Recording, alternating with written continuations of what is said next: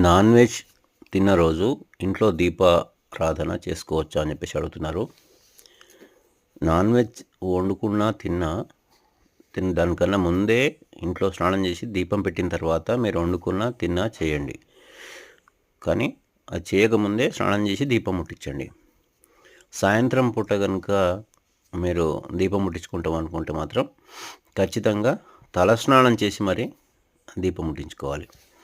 అంతే తప్ప అట్లా డైరెక్ట్గా ముట్టించుకోవడానికి పనికిరాదండి. దీపం ముట్టించుకోవాలి. ప్రతిరోజు దీపారాధన చేసేవారు నాన్ వెజ్ తింటే ఎట్లా అని చెప్పేసి మీరు వండినా తినకపోయినా కూడా అది పనికిరాదు. ఉదయమే మీరు స్నానం చేయగానే దీపం ముట్టించుకున్నట్టు కనుక అయితే మీకు ఎట్లాంటి సమస్య లేదు.